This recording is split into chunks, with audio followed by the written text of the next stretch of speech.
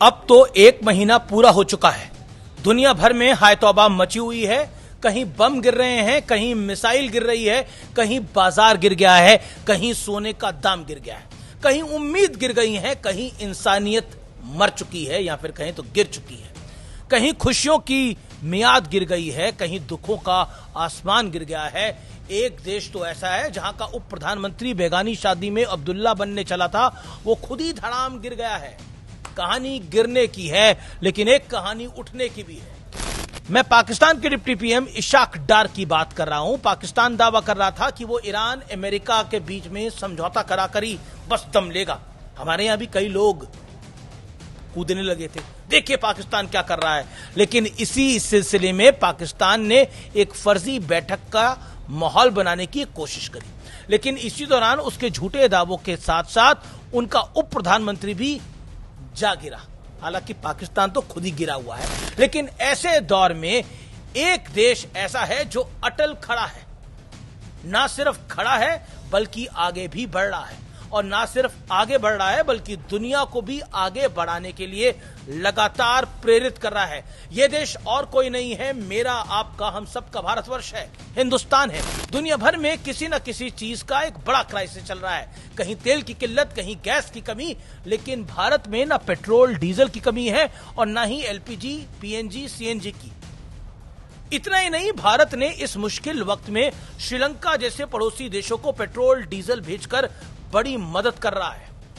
लेकिन भारत ने ऐसा क्या किया है कि जब पूरी दुनिया परेशान है तब भारत सामान्य रफ्तार से आगे बढ़ रहा है। आप और मैं अच्छे से सकुशल रह रहे हैं, और इसका बड़े सरल अंदाज में रहस्य उद्घाटन कर देते हैं। राष्ट्र संत श्वेतांबर जैन धर्माचार्य श्री पद्मसागर सुरेश्वर जी महाराज ने किया है। आप सभी सुनिए आचार्य महाराज जी ने क्या बोला। एक जमाना था, थोड़े समय पहले हम सारी दुनिया पर झांकते थे, देखते थे, परंतु आज समय इतना बदल चुका है इनके राज्य में, आज सारी दुनिया हमें देखती है। हम कहाँ थे, कहाँ से कहाँ आए, ये विकास का श्रेय प्रधानमंत्री जी को देता हूँ। आज के विषम काल में जहाँ युद्ध हो रहे हैं, भयंकर युद्ध, और उसके से हम देश को बचाने का प्रयास, ताकि युद्ध का असर हमारे देश में न हो, हमारी प्रजा सुख शांति से रहे, इसके लिए भी उनको धन्यवाद देता हूं कि हमारे देश को हमेशा समस्याओं से बचाया है। क्या इस बात में कोई दो राय है कि अगर देश में मजबूत फैसले करने वाला प्रधानमंत्री हो तो क्या नहीं हम कर सकते? मैं बताता हूं हम क्या करने में सक्षम हैं। हम युद्ध के बीच अपने जहाज निकाल कर ला सकते हैं, हम युद्ध के बीच ईरान से ही तेल ले सकते हैं, हम युद्ध के बीच अमेरिका और रूस से भी ईंधन मंगवा सकते हैं। ये हमारी कुव्वत है, हमारी हिम्मत है, भारतवर्ष की ताकत है।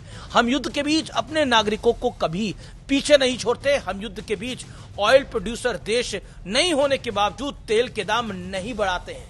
ये बहुत बड़ी बात है, ये आसान कदम नहीं है। इसके लिए मजबूत कलेजा, सटीक प्लानिंग और एक्स्ट्रा ऑर्डिनरी विदेश नीति चाहिए। अपने देश की सड़कों पर निकलिए और देखिए बीते 30 दिनों में आपको कुछ अब नॉर्मल लग रहा है?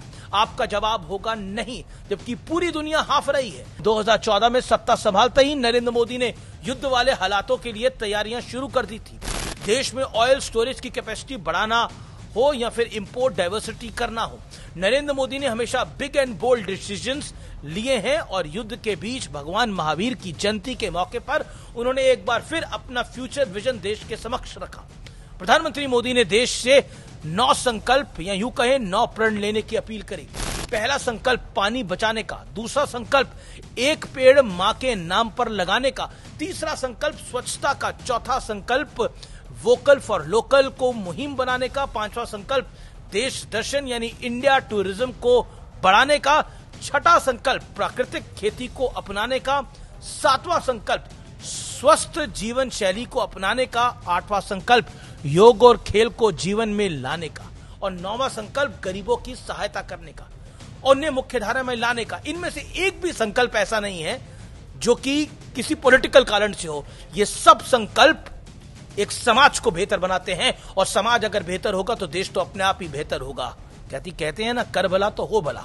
अगर हम भला करेंगे तो भला ही होगा, पॉजिटिव सोच रखनी चाहिए। इन संकल्पों को ध्यान से पढ़ेंगे, समझेंगे तो एहसास होगा ये विजन 2047 यानी विकसित भारत के लिए कितने अहम 9 कदम है।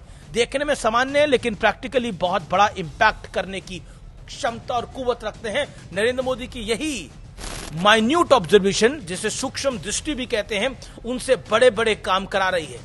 इस बात की चर्चा खुद आचार्य महाराज जी ने की और इस बात की चर्चा आज पूरी दुनिया भी कर रही है और यही सत्य और तथ्य है। जय हिंद, वंदे मातरम और भारत का भविष्य उज्जवल है।